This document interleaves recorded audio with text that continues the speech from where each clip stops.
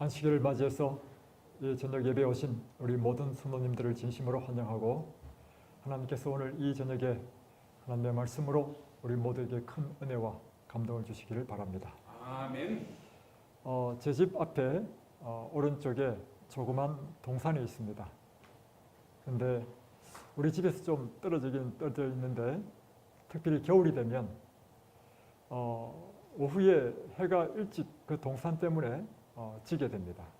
그래서 일조량에 좀 방해를 받고 있습니다.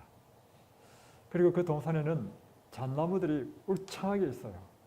그래서 한편으로 보면 굉장히 멋이 있고, 한편으로 보면 이 울창한 숲 동산 때문에 우리에게 생명과 같은, 특별히 겨울에 말이죠, 일조량을 좀 줄이는데 많이 지장을 주고 있어요.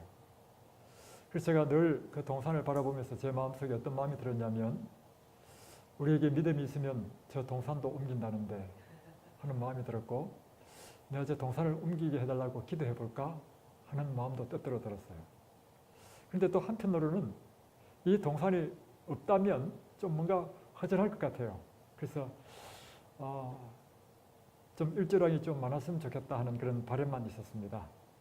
그러다 어느 날 갑자기 그 산 주인이 벌목하는 인부 10명을 데리고 와가지고 그 동산의 잣나무들을, 아름드리 잣나무들을 막 다 베내는 거예요.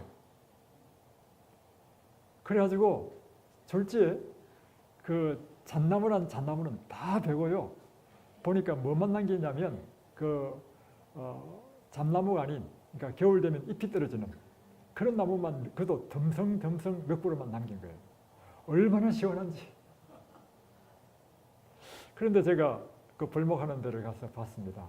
보니까 아주 놀라운 광경을 보게 됐는데, 나무를 베기 전에 인부는 먼저 노란 페인트통을 들고 다닙니다. 그리고는 특정한 나무에 노란 페인트로 이렇게 테두리를 이렇게 칠해요. 덤성덤성 칠하는 것입니다. 그리고는 벌목할 때요, 노란 페인트가 칠해진 것은 되지 않고 노란 페인트가 없는, 칠해지지 않은 모든 나무는 다 잘라내는 것입니다. 제가 그 모습을 아주 인상적으로 봤습니다. 그리고는 제가 이렇게 생각했습니다. 나무도 이를 맞아야 살아남는구나. 마지막 때 하나님께서는 특별히 하나님의 남은 백성, 구원받을 백성에게 그 이마에 인을 친다는 것입니다. 여러분도 반드시 인을 맞아야 됩니다. 아멘. 그러니까 짐승의 인을 맞으면 안 되고요, 하나님의 인을 맞아야 마지막 때 살아남는다는 것이죠. 아멘. 계시록 7장은 이제 7째 인을 때는 이르렀으니 누가 능히 서리요 하고 6장은 끝나게 됩니다.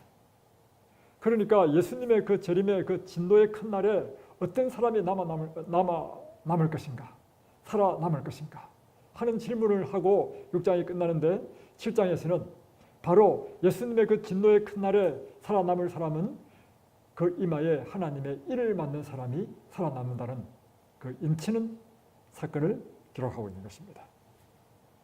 그래서 특별히 요한계시록 7장에서는 구원 얻을 백성은 어떤 사람인지를 우리에게 보여주는 것입니다. 계시록 7장을 다시 한번 요약해보면 이렇습니다. 7째 인이 떼어지기 전에 하나님의 인치는 운동, 곧 늦은 빛 성령으로 말미암아 세계적 복음 운동과 그게 이어질 하나님의 백성들의 영광스러운 선의를 예언하고 있습니다. 그러니까 인치는 인을 맞는 사람은 늦은 빛 성령을 받고 마지막 때 큰 외침에 참여할 사람들이라는 것이죠. 두 번째는 특별히 승리한 백성을 14만 4천인으로 표상하고 있습니다. 그들은 재림을 앞두고 짐승의 표받기를 거부하고 하나님의 인을 맞은 자들로서 끝까지 어린 양 예수님의 뒤를 따라가 잘 견디고 승리한 사람들인 것입니다. 세 번째는 이 요한계시록 7장에 나오는 인맞은 14만 4천인은 누구인가 하는 것이죠.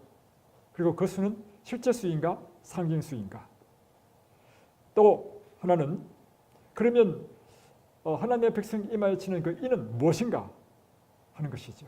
그리고 어떤 사람이 하나님의 일을 맡는가 하는 것입니다. 그리고 하나님의 일을 맡는 사람에게는 어떤 축복이 있는가 하는 것입니다. 이와 같은 중요한 질문을 가지고 요한계시록 7장을 통해서 그 답을 풀어나가 보겠습니다. 먼저 7장을 전체적으로 정리를 해보면 이렇습니다. 먼저 7장 1절로 3절에는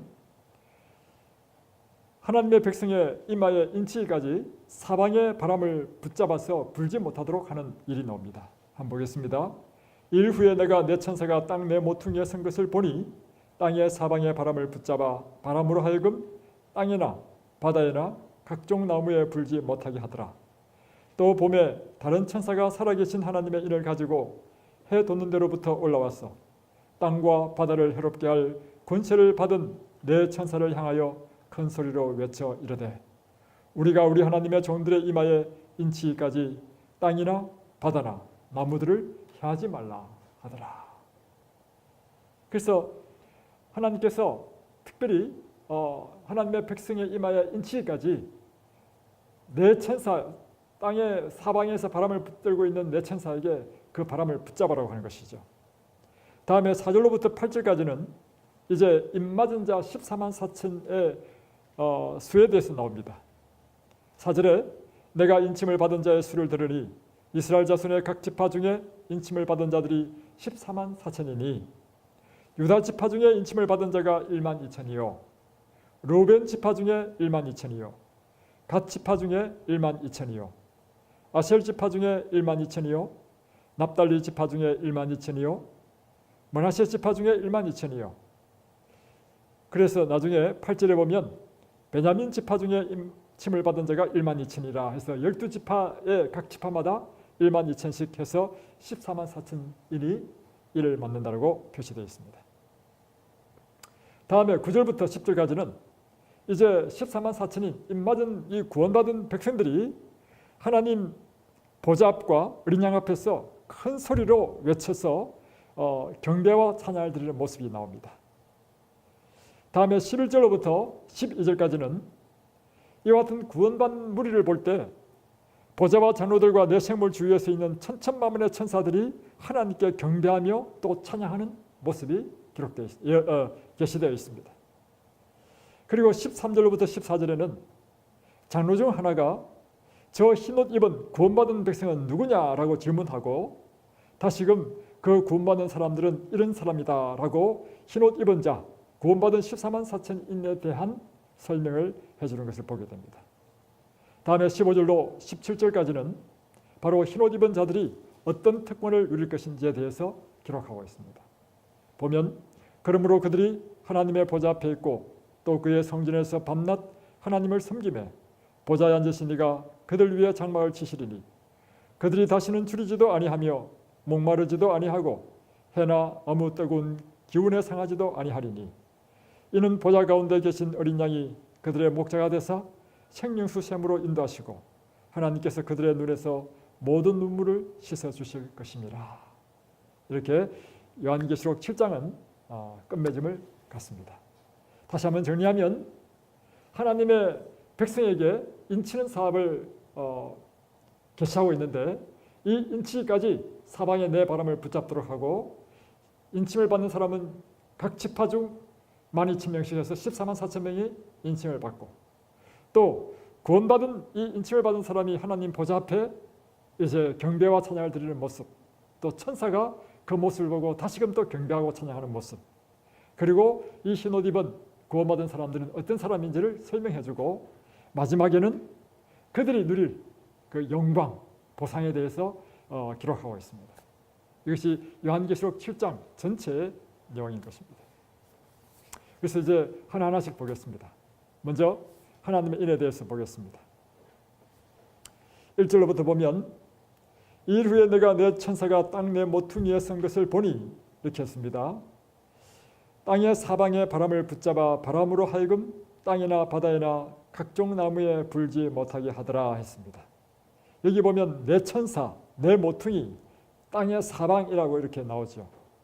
그래서 이 사라고 하는 것은 지구 전체를 상징하는 이런 숫자라고 생각하면 되지 않겠는가 생각이 듭니다. 그래서 이 사방의 바람을 붙잡아라. 이건 무엇인가? 이 바람은 전쟁을 의미하는 것이죠. 특별히 에레미야서를 보면 전쟁이란 확실하게 알 수 있는 것이죠.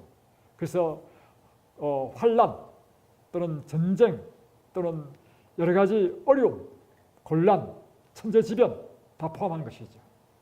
그래서 사단이 일으킬 모든 인간을 멸망시킬 이런 재난과 또 전쟁과 이런 것들을 일어나지 못하도록 붙잡도록 하는 것을 볼 수 있는 것입니다. 다음에 4절로부터 보겠습니다. 이것부터 먼저 한번 해보고 넘어가겠습니다. 특별히 바람을 붙들고 있는 이유는 무엇인가? 그리고 언제까지 그 바람을 붙들고 있을 것인가 하는 것이죠. 특별히 전쟁과 재난이 하나님의 억제하시는 능력에 의해서 제어되고 있는 이유는 무엇인가? 그것은 하나님의 백성들을 준비시키고 확정짓기 위한 그 기간 동안 하나님의 백성을 보호하기 위한 것입니다. 그래서 우리는 요한계시록 7장을 통해서 우리가 사는 시대는 하나님께서 우리에게 인치기 위하여 아직도 사방에 바람을 붙들고 있는 이 은혜의 기간에 우리가 살고 있다라고 우리는 확인할 수 있는 것이죠. 그래서 우리 라오디게아 교인들이 뜨뜻미진한 상태에 있지 않고 뜨거워져서 마지막 사명을 이룰 수 있도록 하나님께서 끝까지 지금 은혜의 기간을 주신다는 것을 우리가 느낄 수 있는 것이죠. 다음 2절에 보면 또 봄에 다른 천사가 살아계신 하나님의 인을 가지고 해 돋는 데로부터 올라와서 이제 인치는 사업이 나오죠. 3절 우리 하나님의 종들의 이마에 인치기까지 땅이나 바다나 나무들을 해하지 말라 이렇게 했습니다. 그래서 하나님께서 당신의 백성의 이마에 도장을 찍는다는 거죠. 이는 도장이잖아요, 그죠? 도장을 찍는 이유는 도장을 찍었다는 의미는 무슨 뜻일까요? 소유란 뜻이에요. 우리가 OK 목장의 격투 이런 거 옛날에 그 미국 그 영화 보면 말이죠. 그 옛날 서부 시대 때 그 목장에 다 자기 말 소한테 뭘 찍죠? 낙인 찍는 K 하면 이게 K 목장 소유란 거죠. 그래서 하나님께서 당신의 백성의 이마에 인을 찍는다는 것은 이 사람은 내 백성이라는 것이죠. 여러분 이마를 한번 보겠습니다. 도장 찍혔는지. 제 눈에는 안 보여요. 그래서 이 인은 우리 인간이 보는 이런 눈으로 볼 수 있는 이런 것이 아니고요. 하나님께서 찍는 그런 특별한 표시라고 할 수 있는 것이죠.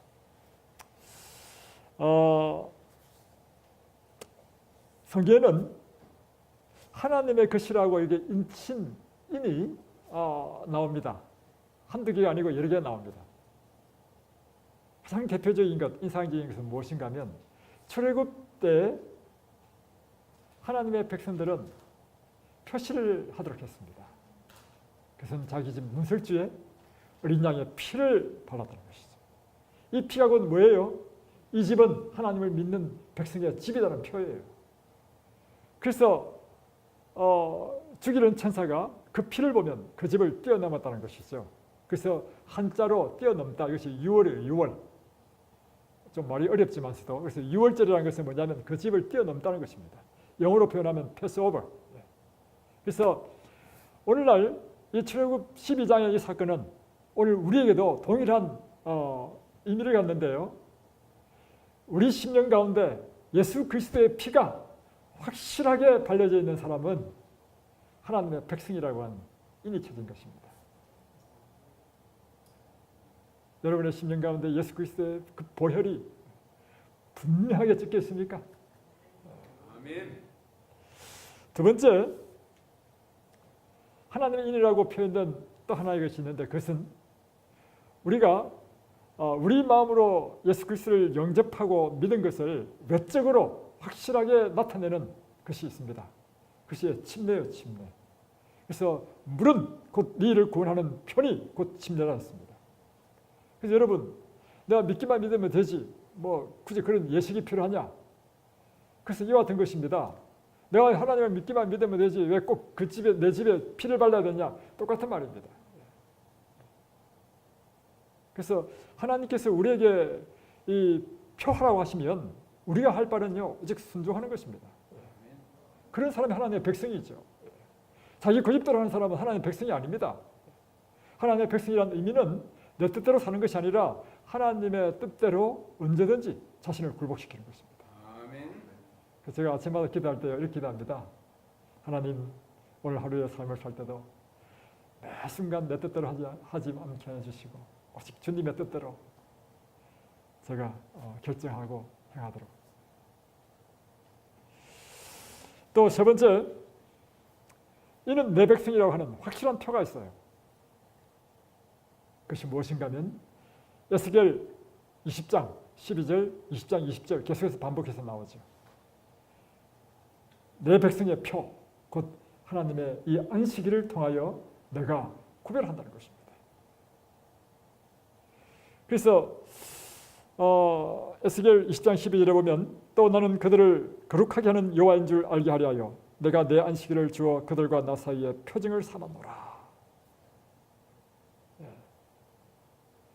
그래서 우리가 아무리 입술로 내가 하나님의 백성이라 고백한다 할지라도요 이와 같이 분명한 표가 없으면 하나님께서는 너를 모른다는 것입니다. 그래서 오늘 우리가 맞이하는 이 안식일은 우리가 누구에게 속해 있는 사람인지를 우리 스스로 우리의 삶을 통해서 나타내는 것입니다. 아멘. 여러분은 하나님께 속한 사람입니다. 그래서 이 안식일 하나님의 성전에 와서 예배드리고 그분께 경배드리고 찬양을 드리는 것입니다. 아멘. 그러면 내가 정말 하나님의 인침을 받았는지 그 증표를 어떻게 할 수 있는가? 증거는 무엇으로 할 수 있는가?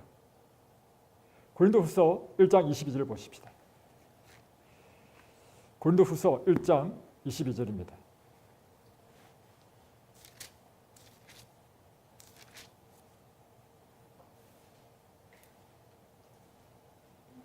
네, 다 찾으셨으면 함께 읽겠습니다.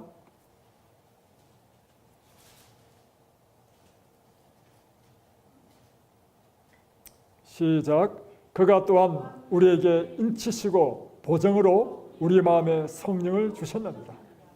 인침을 받은 사람의 그 보정이 있는데 이 사람이 인침을 받았는지 받지 않았는지 확인할 수 있는 증거가 있는데 그것은 무엇이라고요? 성령이 그것을 증거한다는 것입니다. 그래서 성령이 함께하지 않는 사람은 그리스도인이 아닌 것입니다. 성령이 우리와 함께하지 않는 사람은 하나님의 백성이라고 할 수 없는 것입니다. 그리스도의 삶을 그리스도인으로 만드는 것은 하나님의 신이 우리 안에 거하시고 하나님의 신이 우리와 함께 하시는 것이 참 그리스도인의 정표인 것이죠. 그래서 여러분, 하나님의 영이 없이 사는 것은요, 이것은 그리스도인이 아닌 것입니다. 매 순간 하나님의 영이 우리와 함께하는 그것이 정말 살아있는 하나님의 백성의 징표인 것입니다. 그래서 예수님에 대해서도 이렇게 이야기하고 있습니다. 요한복음 6장 27절 보십시다. 요한복음 6장 27절.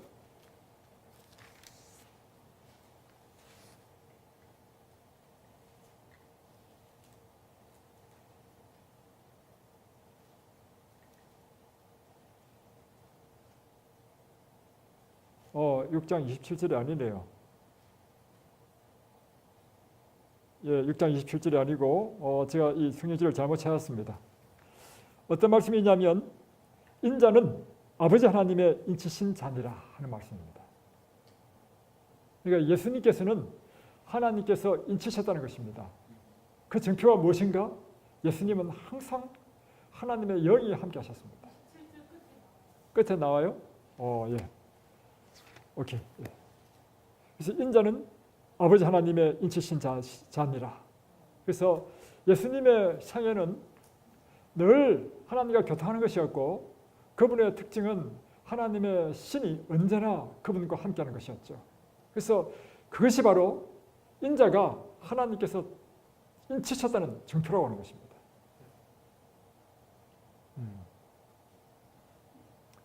우리에게 그리스도의 영이, 성령의 영이 언제나 우리와 함께 되는 것입니다. 하나님의 종들의 이마에 인을 친다고 하는 그 의미에 대해서 한번 좀 정리를 해봤습니다. 이 인은 우리 눈으로 볼 수 있는 무슨 것이 아니죠. 이마 봐도 뭐 표시가 없지 않습니까?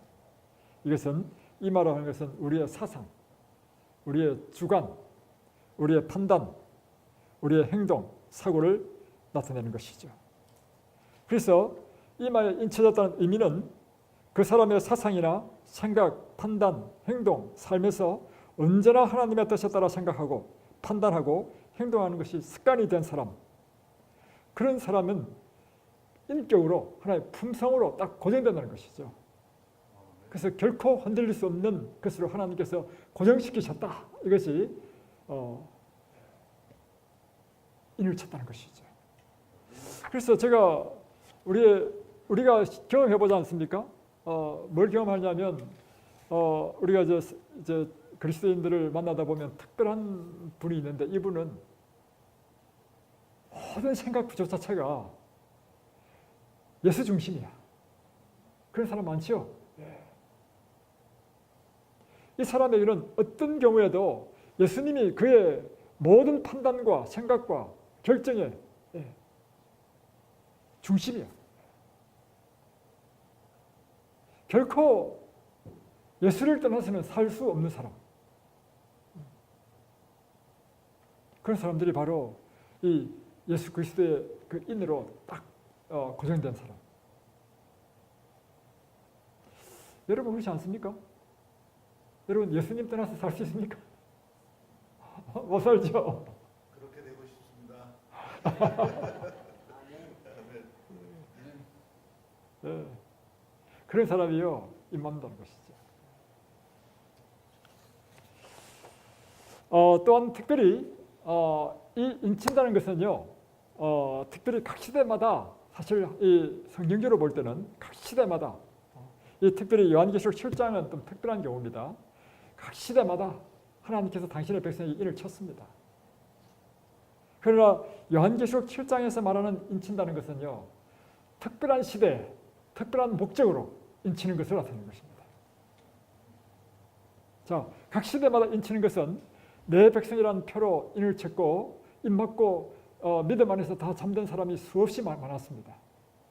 그러나 요한계시록 7장에서 나오는 이 배경은요 6째 인을 뗄 때 마지막 그 대환란을 통과하고 살아서 예수님의 재림을 맞이할 특별한 무리에게 하나님께서 마지막 시대 때 남은 백성에게 인치는 것이 바로 요한계시록 7장에 나오는 인침입니다. 그래서 이 요한계시록 7장에 나오는 이 인침은 특별한 인침이고 이 인침의 목적은 무엇인가 하면 제가 볼 때는 두 가지라고 보는 것입니다. 하나는 뭐냐면 살아서 구원 얻기 위해서는 무엇을 통과해야 되냐면 이 세상에 내리는 7장을 통과할 뿐만 아니라 하나님 백성이 경험해야 될 야곱의 환란을 통과해야 될 사람, 그리고 이 사람들은 특별히 요한계시록 13장의 예언에 의하면 마지막 때 짐승의 표가 세워지고 짐승의 인을 받도록 강요할 때 그것을 끝까지 거부하고 그리고 사형명령까지 내리는 그런 위협을 당하는 그것을 통과하고 결국에는 살아서 예수님을 맞이할 그런 사람이란 말이에요. 그러기 위해서 인친다는 의미는 마치 출애굽 때 그 예수님의 피를 발랐던 그 집에 천사가 패스오버하면서 생명을 보호하셨던 것처럼 이 인맞은 자에게 이 세상에 7장이 내린다 할지라도 그 7장의 재앙을 받지 않는 생명의 싹으로 보호함을 받는 그 보호의 인침이라고 하는 것이죠. 두 번째 의미는 제가 이 말씀을 묵상하는 가운데 제 마음에 와닿는 것은 이것이었습니다.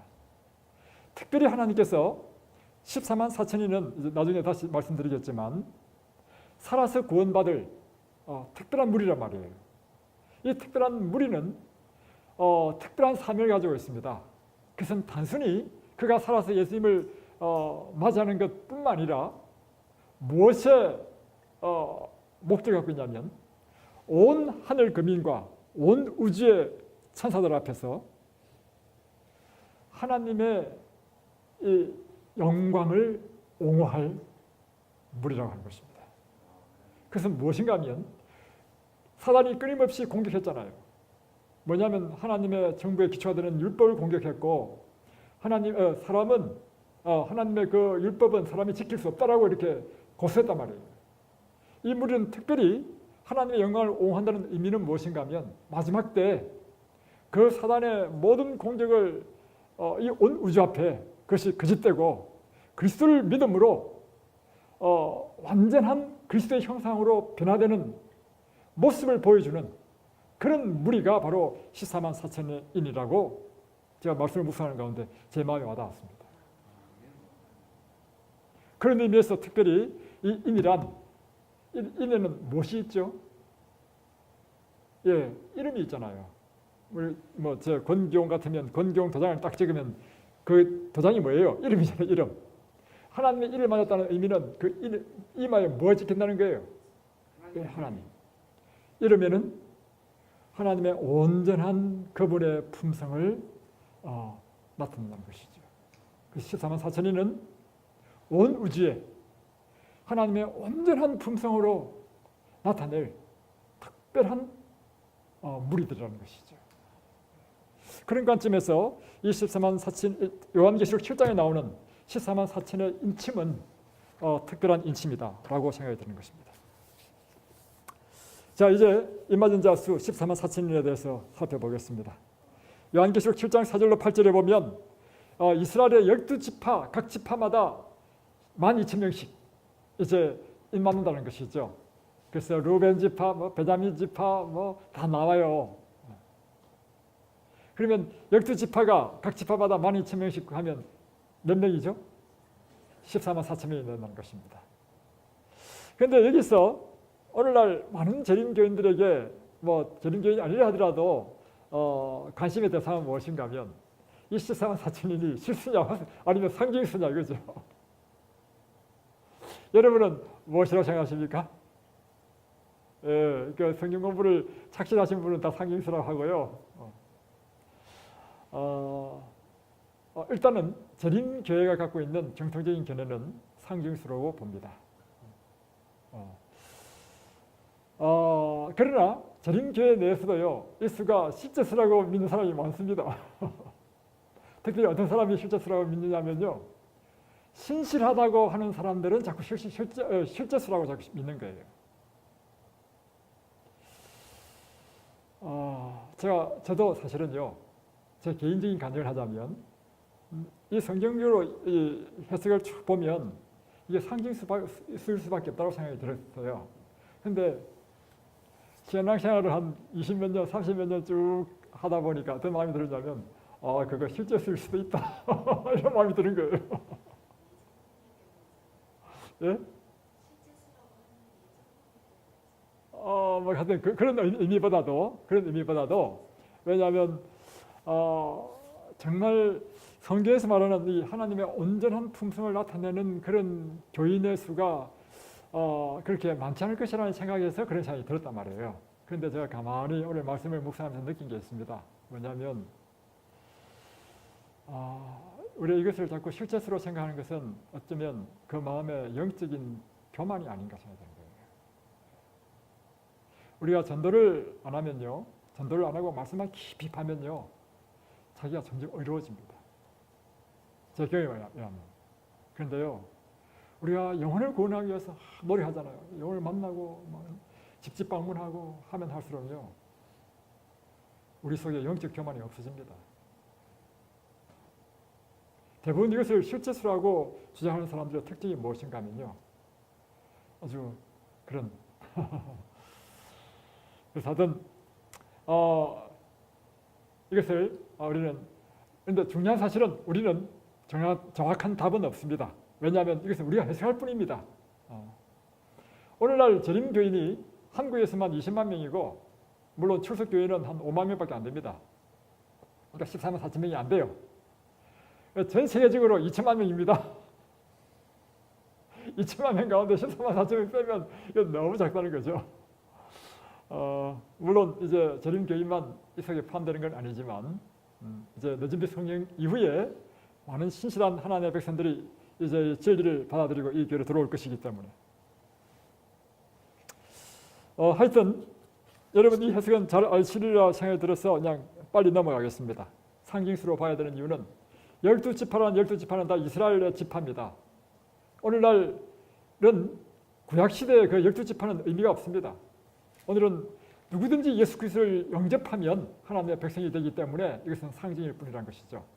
두 번째는 12지파의 이름이 나오는 것이 성경에 보면 3번 나옵니다. 창세기 49장에 야곱이 죽기 전에 예언할 때 야곱이 낳은 12아들의 이름이 쭉 나옵니다. 다음에 에스겔 48장에도 12지파 이름이 나오는데 이때는 창세기 49장에 나오는 12지파에서 이름이 틀려요. 다시 빼면 레위와 요셉의 이름이 빠지고 요셉의 두 아들인 므낫세와 에브라임이 들어가게 됩니다. 또 요한계시록 7장에 읽어보면 이곳에는 또 창세기 49장에 12지파 가운데 단과 에브라임의 이름이 빠져 있습니다.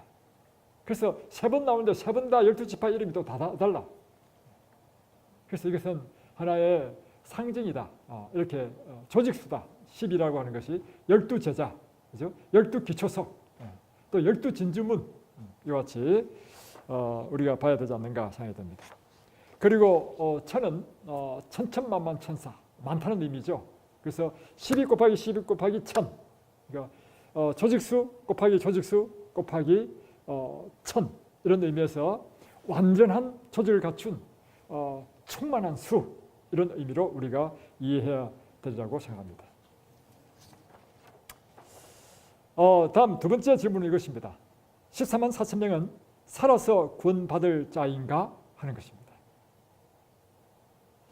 이것에 대해서 초기 문집 15페이지는 이렇게 되어 있습니다. 곧 우리는 많은 물소리와 같은 하나님의 음성을 들었는데 그 음성은 예수께서 오시는 날과 시간을 우리에게 알려주었다.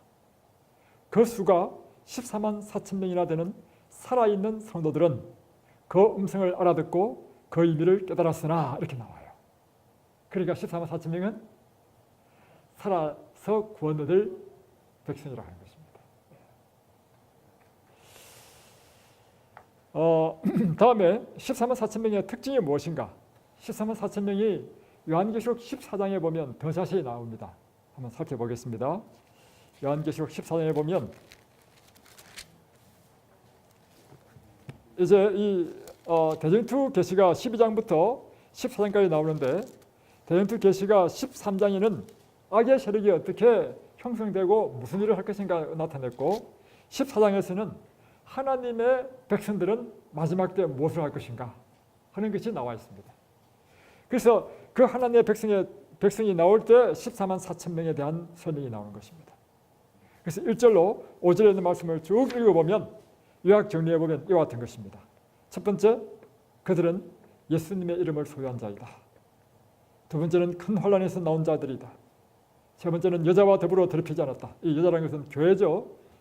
그래서 타락한 교회, 곧 하나님의 진리를 저버린 배교한 교회와 관계를 맺지 않는 사람이다. 다음에 네 번째, 어린 양이 어디로 인도하든지 따라가는 자이다. 다섯 번째, 처음 익은 열매로, 이것은 곧 죽음을 경험하지 않고 살아서 구원 얻는 백성이다 이런 뜻이고, 여섯 번째는 이 백성은 특별히 그 입에 거짓말이 없고 흠이 없는 자다 이렇게 설명하고 있습니다. 다음에 요한계시록 7장 다시 넘어가서 9절 보겠습니다. 일 후에 내가 보니 각 나라와 족속과 백성과 방언에서 아무도 능히 셀 수 없는 큰 무리가 나와 흰옷을 입고 손에 종려가지를 들고 보좌 앞과 어린 양 앞에 서서 이렇게 되어 있습니다. 여기 보면 아무라도 능히 셀 수 없는 큰 무리, 그들은 흰옷을 입었습니다. 손에 종려나무 가지를 들었습니다. 그리고 이들이 하나님의 보좌 앞과 어린 양 앞에 서서 큰 소리로 외쳐 하나님께 찬양하고 경배하는 무리인 것입니다. 이 아무도 능히 셀 수 없는 이 무리는 누군가인 것입니다. 그리고 14만 4천 인과는 어떤 관계를 가지고 있는가 하는 것이죠. 여기에 대한 답이 요한계시록 7장 13절에 있습니다. 7장 넘어가 보겠습니다. 13절 보겠습니다. 장로 중 하나가 응답하여 나에게 이르되 이 흰옷 입은 자들이 누구며 또 어디서 왔느냐. 자, 다시 9절을 보십시오. 이일 후에 내가 보니 각 나라와 족속과 백성과 방 안에서 아무도 능히 셀 수 없는 큰 무리가 나와 흰옷을 입고 손에 종려가지를 들고 보좌 앞과 어린양 앞에 서서 돼 있죠. 13절에는 장로 중 하나가 응답하여 나에게 이르되 이 흰옷 입은 자들이 누구며 또 어디서 왔느냐. 똑같은 사람이죠. 그러니까 14절에 이게 답이 있습니다. 내가 말하기를 내 주여 당신이 아시나이다 하니 그가 나에게 이르되 이는 큰 환난에서 나오는 자들인데 어린 양의 피에 그 옷을 씻어 희게 하였느니라 했습니다. 자, 요한이 본 아무나도 능히 셀 수 없는 이 큰 물에 대해서 세 가지 해석이 있습니다. 첫 번째는 14만 4천인과 이 아무나도 셀 수 없는 큰 무리는 전혀 별개의 사람이다. 이게 첫 번째 견해고, 두 번째 해석은 이 아무나도 셀 수 없는 이 큰 무리는 14만 4천인은 이 큰 무리 중에 한 부분이다. 이렇게 해석하는 것이고, 세 번째는 14만 4천인과 아무나도 능히 셀 수 없는 이 큰 무리는 완전히 같은 사람을 이야기하는 것이다. 이 같은 세 가지의 견해를 해석을 갖고 있습니다. 여러분 어떤 해석이 옳은 것 같습니까? 제가 설명하여 드리겠습니다. 14만 4천인이 상징수일 경우에는 카운트된 숫자가 아니라는 것이죠. 그래서 방금 말씀하신 것처럼 그렇게 세워진 숫자가 아니라는 것입니다. 그래서 지금 재림교회는 세 번째 견해를 견해로 해석한다는 것이죠. 자, 제가 설명드리겠습니다. 첫 번째, 그 이유가 무엇인가? 요한계시록의 모든 표현 방식은 이렇게 되어 있습니다. 먼저 계시를 받는 요한이 먼저 귀로 듣습니다. 듣고 나서 그 다음에 그 귀로 들은 것을 보는 형태로 계속 계시가 진행되고 있어요. 요한계시록 1장에 보면 주의 날에 내가 밤모섬에 있을 때 큰 나팔 같은 소리를 들었잖아요. 듣고 내가 본 것을 에베소, 스무나, 버가모에 편지를 해라 보내라 이렇게 하잖아요. 그래서 그 소리를 듣고 돌이켜 보니까 예수님께서 일곱 촛대 사이에 건드시는 모습을 본 거예요. 다음에 요한계시록 5장에도 누가 이 일곱 일을 떼겠느냐 하니까 유다의 지파 사자가 이겼으니 그가 뗄 것이다 했잖아요. 그 말을 들은 다음에 보니까 하나님 보좌 앞에 어린 양이 있는데 일찍 죽임을 당한 것 같은 어린 양을 보았다는 것이에요. 이 요한계시록의 그 구조 자체가 이렇게 됐다는 것이죠.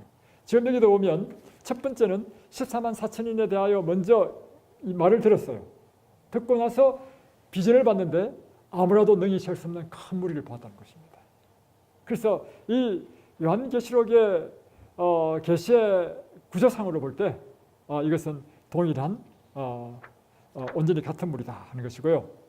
두 번째, 연애신의 근거인데 각시대 대영토 649페이지에 보면 그들은 개국 이래로 그때까지 없던 환란의 시기를 지내고 야곱의 환란을 견디어 하나님의 심판과 형벌이 마지막으로 내릴 때 중보자 없이 선 자들이다. 그러나 그들은 어린 양의 피에 그것을 씻어 희게 하였으므로 구원을 얻은 자들이다. 그들은 그 입에 거짓말이 없고 하나님 앞에 흠이 없는 자들이다. 이렇게 해서 이 환란을 통과하고 또 그 옷을 씻어 희게 하였다 이런 표현이 함께 똑같이 적용되기 때문에 같은 무리다 이렇게 표현되는 것입니다.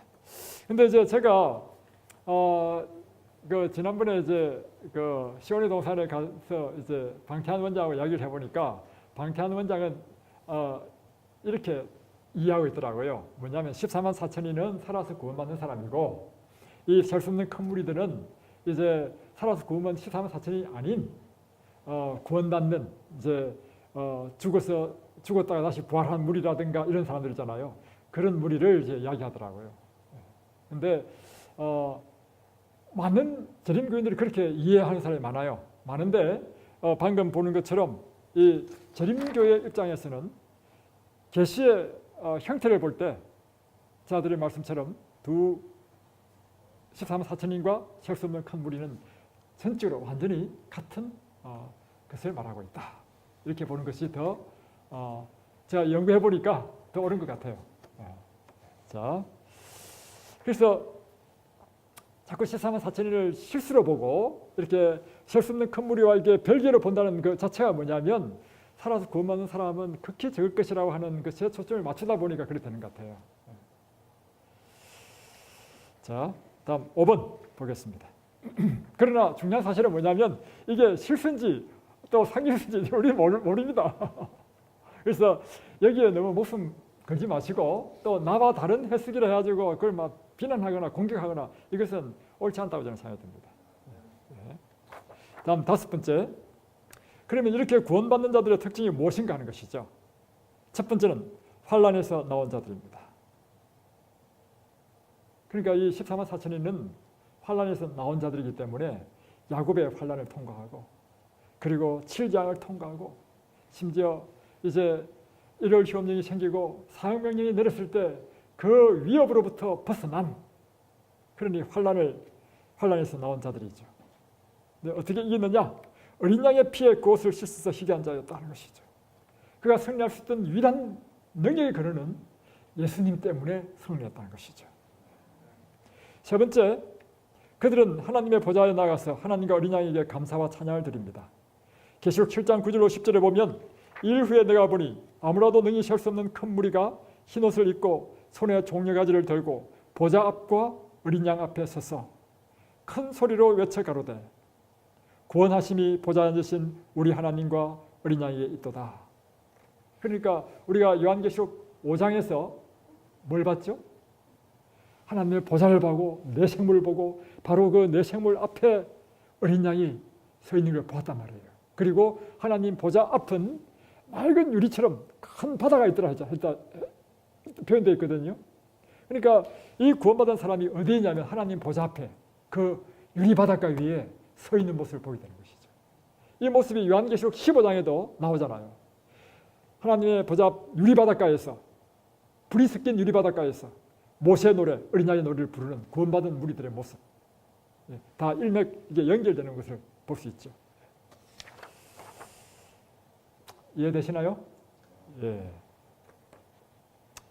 그리고 요한계시록 7장 11절로 12절에 보면 이와 같이 구원받는 사람들이 찬양할 때 모든 천사가 보좌와 장로들과 내 생물의 주위에 서 있다가 보좌 앞에 엎드려 얼굴을 대고 하나님께 경배하여 이르되 아멘. 찬송과 영광과 지혜와 감사와 존귀와 권능과 힘이 우리 하나님께 세세토록 있을지어다. 아멘. 그러니까 계속해서 우리는 요한계시록 4장, 5장, 7장을 통해서 놀라운 광야를 보게 되는데 그것은 하늘의 보좌를 보게 된다는 것이죠. 하늘 보좌의 특징이 무엇인가? 온통 찬양으로 가득 차 있다는 것입니다. 그렇다면 하늘이 그처럼 찬양으로 가득 차 있다면 하나님께서 오늘 이 교회가 무엇으로 가득 차기를 원하시냐 그죠? 그처럼 하늘의 보좌가 찬양으로 가득 차 있고 모든 내 생물 24장로 천천만만의 천사 구원받은 백성들이 찬양이 그 입에서 끊어지지 않는다고 한다면 오늘 하나님을 믿는 우리의 입술에 무엇으로 충만해야 되겠냐 그죠? 찬양으로 충만해야 되겠습니다. 그 깨달음이 제 마음속에 깊이 와닿았다는 것이죠.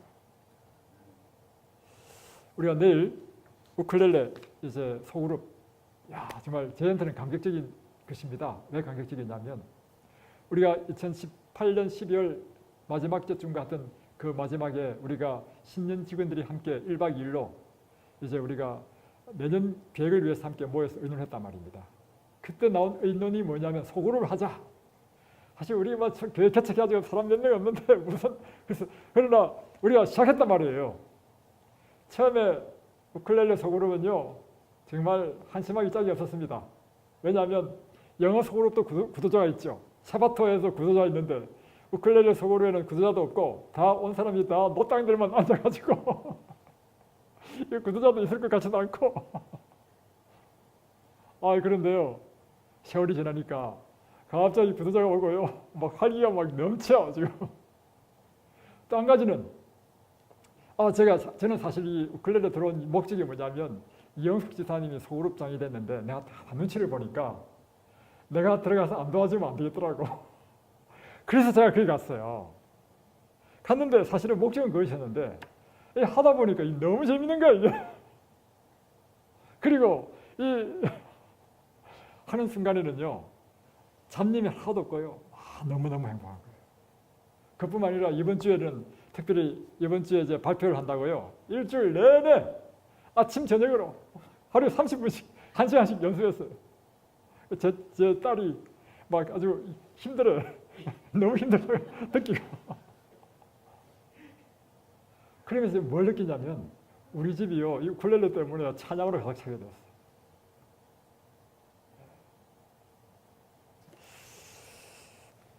찬양은 우리의 마땅히 그분께 드릴 존경과 감사의 표현이 아닙니까? 그대의 개인적인 생애가 찬양의 삶이 되기를 바랍니다. 그리고 그대의 사랑하는 가족과 함께하는 가정에 하늘의 찬양이 가득하기를 바랍니다. 이제 마지막 요한계시록 7장 15절로 17절에는 이 흰옷을 입은 자들이 얻는 특권에 대해서 기록하고 있습니다. 그들이 하나님의 보좌 앞에 있고 또 그의 성전에서 밤낮 하나님을 섬기며 보좌에 앉으신 이가 그들 위에 장막을 치시리니 그들이 다시는 줄이지도 아니하며 목마르지도 아니하고 해나 아무 뜨거운 기운에 상하지도 아니하리니 이는 보좌 가운데 계신 어린 양이 그들의 목자가 되사 생명수 샘으로 인도하시고 하나님께서 그들의 눈에서 모든 눈물을 씻어 주실 것입니다.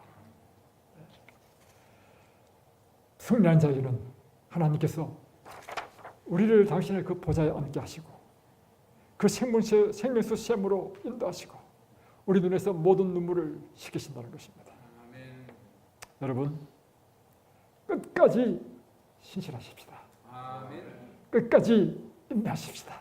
아멘. 비록 핍박이 있고 환난이 있다 할지라도 결국에는 하나님의 백성은 승리할 것입니다. 그 영원한 생명강가에서 하나님께 감사와 찬양을 드리는 저와 여러분이 되시기를 바라면서 말씀을 마치겠습니다. 아멘.